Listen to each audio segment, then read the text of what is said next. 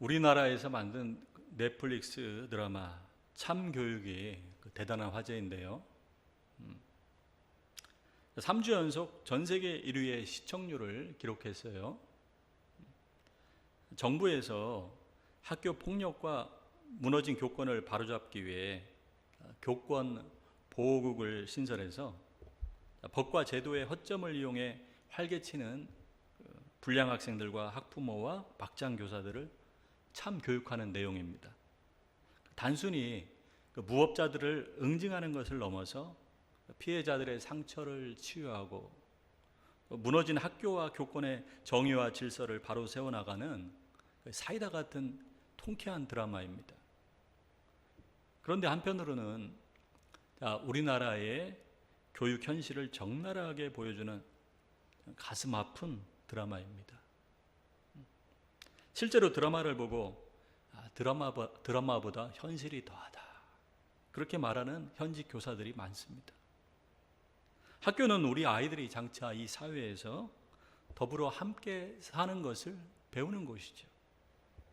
그런데 아이들을 가르쳐야 할 교사들의 교권이 다 무너지고 폭력과 고발이 난무하는 학교에서 어떻게 우리 아이들이 더불어 함께 사는 것을 배울 수가 있겠어요? 그러니 학교를 졸업한 아이들 중에 사회에 적응하지 못하는 아이들도 많고, 군대에서도 적응하지 못해서 자살하는 군인들이 그렇게 많다고 합니다.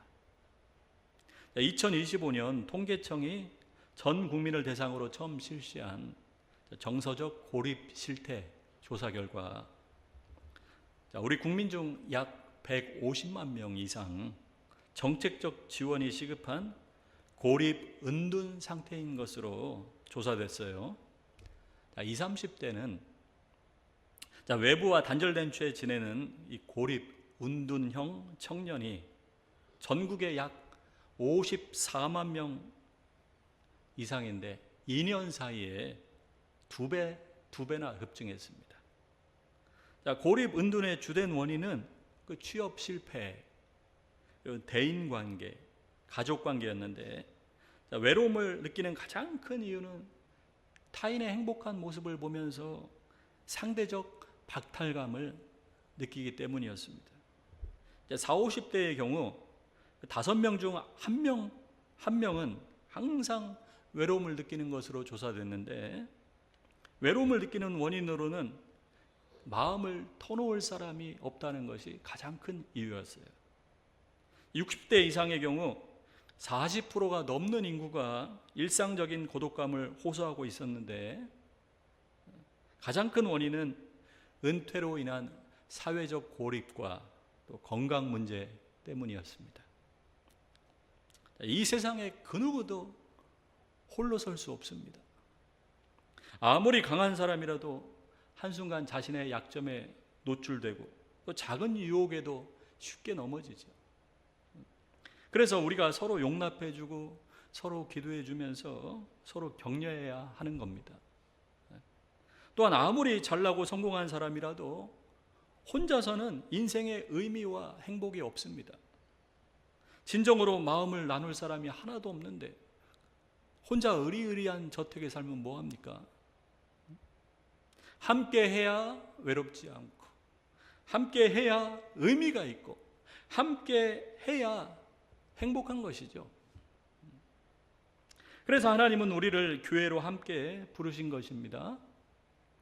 서로 하나 되지 못하고 죄와 이기심으로 분열되어 가로막힌 세상에서 예수님의 보혈과 성령님의 역사로 탄생한 곳이 바로 교회입니다. 인종, 계층, 나이, 성별, 모든 사회적인 제약들을 초월해서 주님의 사랑으로 용납하고 주 안에서 하나 되는 것이 바로 교회입니다. 그래서 오늘 말씀 제목이 주 안에서 동고동락인데, 괴로움도 함께하고 즐거움도 함께한다는 뜻이죠. 예수님을 믿고 거듭난 신자들을 가리켜서 교회라고 부르는데, 성경에서 교회를 가리켜 양떼, 또 성전, 그리스도의 신부, 하나님의 가족이라고 말하는데, 그 중에서도 우리가 그리스도의 몸이라는 것이 주 안에서 동고동락하는 것을 가장 잘 보여주고 있습니다. 자, 12절 한번 볼게요. 자, 몸은 하나인데 많은 지체가 있고 몸의 지체가 많으나 한 몸인과 같이 그리스도도 그러하니라. 자, 하나의 몸에 눈, 코, 입, 귀, 손, 발 이런 여러 지체가 붙어 있는 것처럼 예수님이 우리 머리가 되시고 우리는 몸의 각 지체가 되어서 하나로 연결되어 있다는 것이죠. 자, 어떻게 그럴 수 있을까요? 성령에 의해서 그렇게 되었습니다. 자, 13절 같이 시작. 우리가 유대인이나 헬라인이나 종이나 자유인이나 다 한 성령으로 세례를 받아 한 몸이 되었고 또 다 한 성령을 마시게 하셨느니라. 자, 우리 신자들은 모두 한 분 성령 하나님에 의해서 성령 세례를 받았어요. 예수님을 믿고 영접하는 순간 우리 안에 일어나는 역사가 성령 세례인데, 자, 죄의 지배에서 벗어나서 예수 그리스도와 한 몸으로 연합되는 사건입니다. 왜 유명한 찬송이 있잖아요. 주의 손에 나의 손을 포개고 주의 발에 나의 발을 포개어 나 주와 함께 죽고 또 주와 함께 살리라. 자, 주님과 한 몸이 되어 예수님과 함께 내 옛사람이 죽고 예수님과 함께 새 사람으로 다시 살아나는 것이죠. 자, 그러므로 여러분이 정말 예수님을 믿고 거듭났다면 이미 한 성령으로 세례를 받아 주님 안에서 한 몸이 된 것이죠.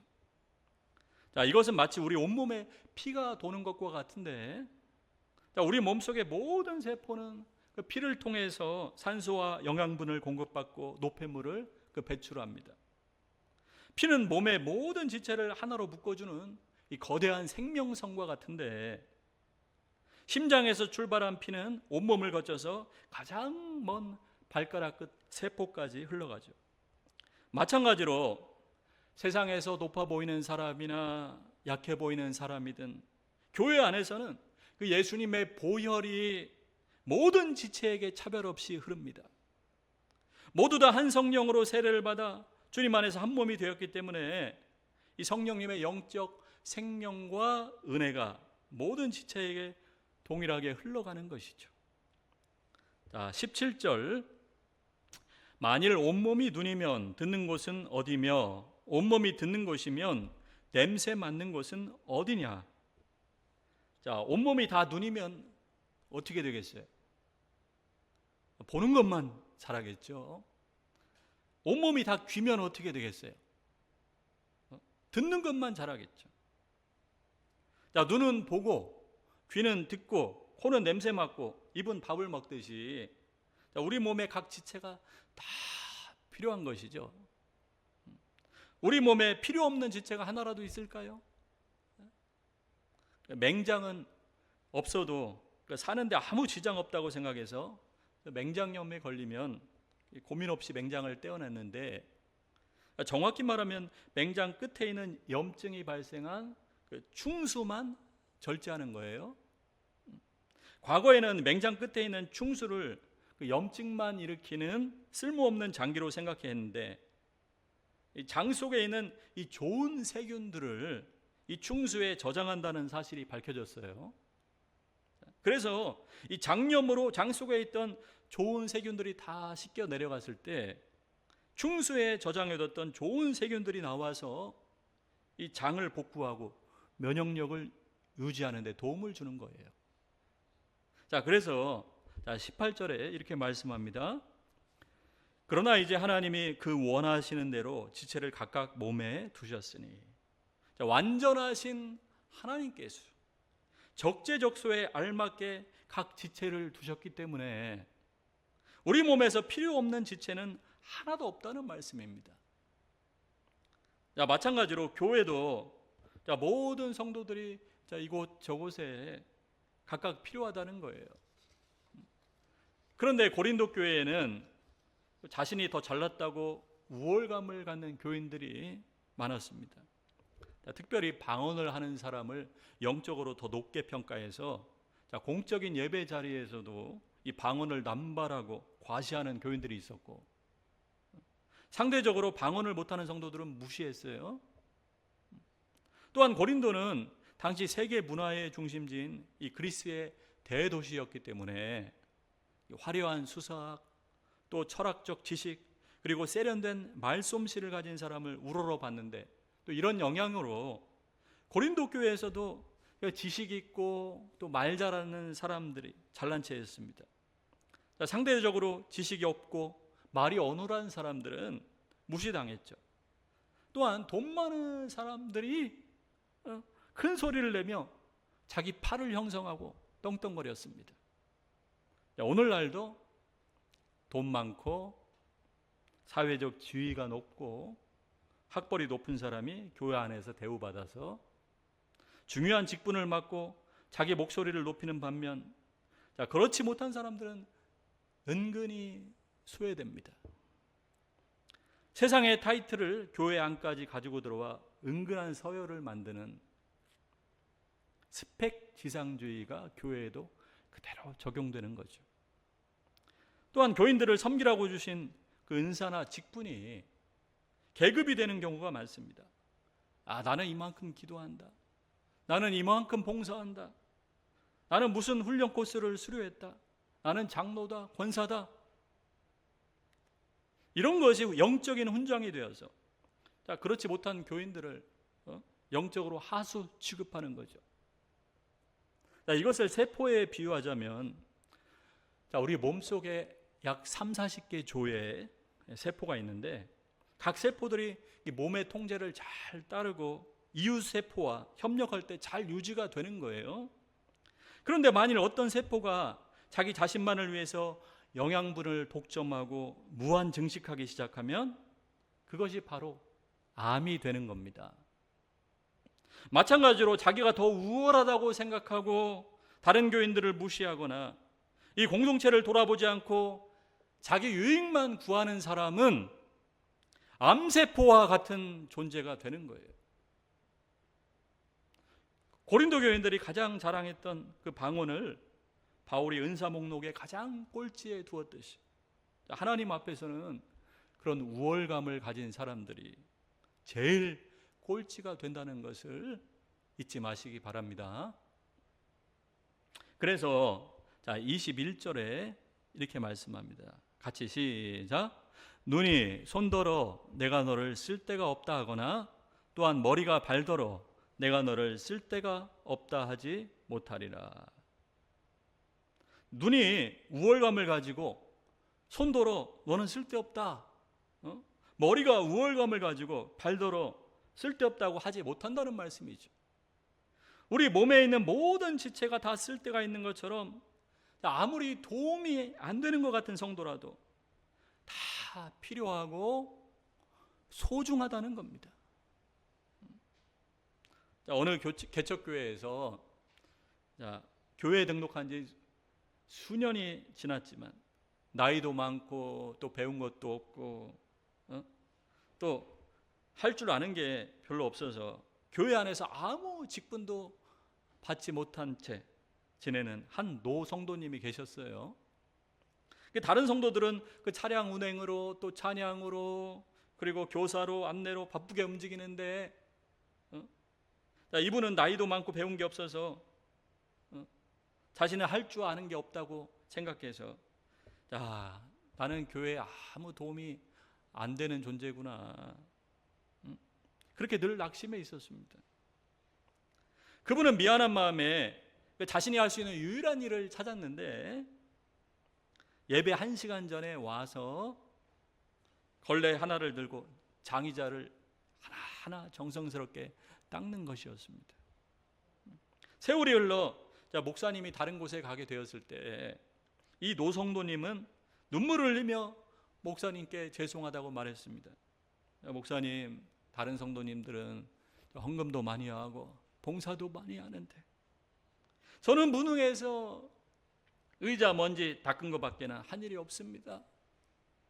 목회에 도움이 못 되어서 죄송합니다. 그러자 목사님이 그 그 성도님 손을 꽉 잡고 눈물을 흘리면서 이렇게 말하는 거예요. 집사님, 무슨 말씀이세요? 제가 매일 기도할 때마다 이 빈 의자들을 보면서 이 의자에 앉을 성도들을 축복해 주옵소서라고 기도하면서 힘을 얻었습니다. 집사님의 걸레질은 그 눈에 보이지 않는 가장 위대한 예배였습니다. 자, 하나님은 우리 마음 중심을 보시죠.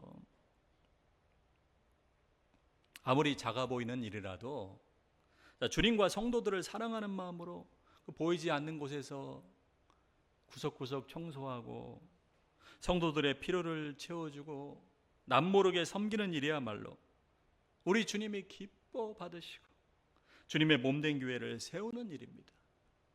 나 자신이 아무리 연약하고 부족해 보이더라도 우리 주님이 보실 때는 교회에서 꼭 필요한 소중한 존재라는 것을 잊지 마시기 바랍니다. 자, 우리 다 같이 한번 고백하겠습니다. 자, 손을 자신한테 이렇게. 나는 주님이 보시기에도 소중한 존재다. 자, 글쎄 하시는 분들이 있는데 다시 확신을 가지고 주님이 그렇게 생각하신다니까요. 자, 나는 주님이 보시기에도 소중한 존재다. 할렐루야. 자, 22절. 그뿐 아니라 더 약하게 보이는 몸의 지체가 도리어 요긴하고. 자, 실제로 더 약하게 보이는 몸의 지체가 도리어 요긴한 지체가 많습니다. 자, 여기서 요긴하다라는 말은 헬라어로 아난카이아란 말인데 필수적인, 없어서는 안 되는 이란 뜻이에요. 자, 그것이 없으면 살 수가 없는, 반드시 있어야만 하는 필수적인 것을 의미합니다. 자, 예를 들어 그 속눈썹하고 그 눈꺼풀은 약해 보이지만 이게 없으면 단 하루도 온전히 살 수가 없습니다. 미세먼지, 땀, 이물질이 그대로 눈에 다 들어가서 각막이 파괴되고 결국에는 실명하게 됩니다. 자, 또 새끼손가락은 이 5손가락 중에 가장 짧고 힘도 약해서 없어도 아무 지장이 없을 것 같죠. 그런데 물건을 쥐는 이 악력의 50% 이상이 이 새끼손가락과 약지에서 나옵니다. 자, 검지와 중지는 이 정밀한 작업을 다루지만 이 망치를 잡거나 밧줄을 당기는 등 이 강한 힘을 쓸 때는 반드시 이 새끼손가락이 받쳐줘야 되는 거죠. 그 외에도 이 목 앞쪽에 있는 갑상선이나 그 신장의 또 사구체, 뇌를 지키는 이 뇌척수액 등 우리 몸 중에서 약해 보이는데 도리어 중요한 지체가 많습니다. 교회 안에서도 마찬가지예요. 눈에 띄는 대단한 능력을 가진 성도들도 필요하지만 보이지 않는 곳에서 교회 굳은 일을 묵묵히 감당하고 그리고 빠짐없이 예배의 자리를 지키고 또 성도 간에 불화가 있을 때 눈물로 기도하며 중재하고 눈에 띄지는 않지만 도리어 요긴한 지체들이 많습니다. 자, 그래서 23절 이렇게 말씀합니다. 우리가 몸에 덜 귀히 여기는 그것들을 더욱 귀한 것들로 입혀주며 우리 아름답지 못한 지체는 더욱 아름다운 것을 얻느니라. 자, 이 말씀대로 자, 우리 몸은 덜 귀히 여김을 받는 부위들을 보호하기 위해서 가장 귀하고 정교한 보호막과 시스템을 겹겹이 입혀주고 있습니다. 항문 있죠. 발음을 잘해야 돼요. 항문은 몸의 찌꺼기를 내보내는 통로이기 때문에 누구나 이 부위를 부끄러워하죠. 그래서 하나님은 우리 몸에서 이 부끄러운 이 부위가 단 1초도 오작동하지 않도록 가장 정교하고 튼튼한 이 근육 옷을 입혀 놓으셨어요.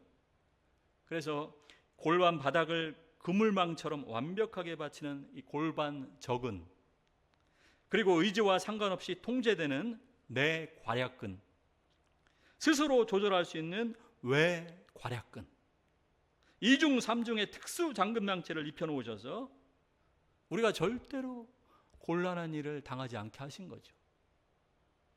자, 우리 몸에서 발은 땅바닥에 먼지와 맞닿아 있고 땀이 차고 냄새가 나니까 덜 귀히 여김을 받습니다. 하나님은 이 낮고 고생하는 발을 위해 가장 두껍고 정교한 이 특수 쿠션 옷을 입혀 놓으셨어요.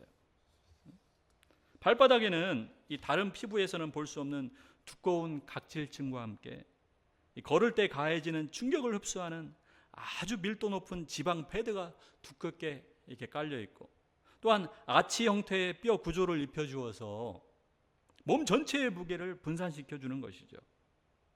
자, 그 외에도 우리 몸에서 덜 귀히 여김을 받는 여러 지체들을 더욱 귀한 것으로 입혀 주셨고, 또 아름답지 못한 지체는 더 아름다운 것을 얻게 하셨습니다.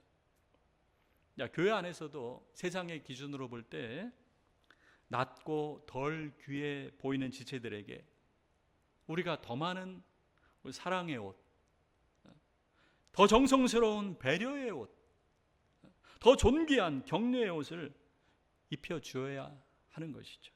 그렇게 할 때 비로소 몸에 상처난 곳이 치유되고 건강하고 아름다운 교회가 되는 겁니다. 자, 24절,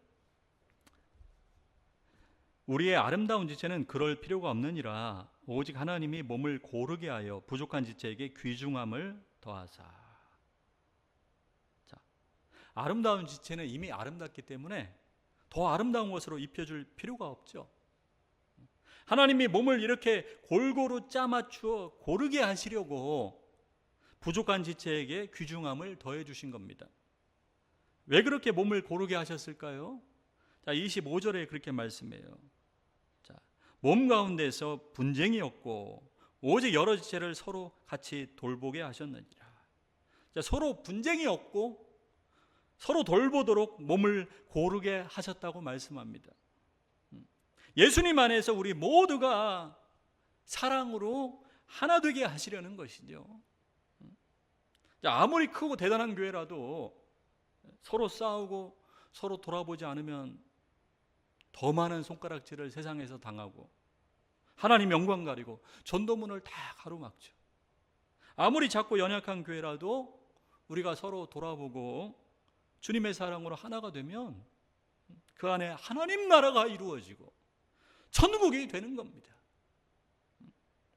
자, 그렇다면 예수님 안에서 서로 돌보며 사랑으로 하나 된 모습이 구체적으로 어떤 모습일까요?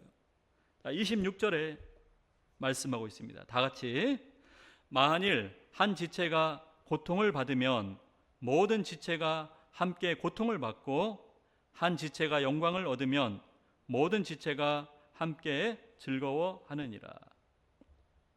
자, 살아있는 교회는 함께 고통받고 함께 즐거워하는, 주 안에서 동고동락하는 교회입니다.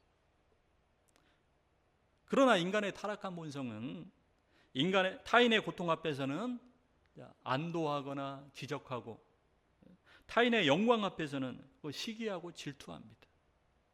자, 이것을 한센병에 비유할 수 있는데 예전에는 문둥병이라고 했죠.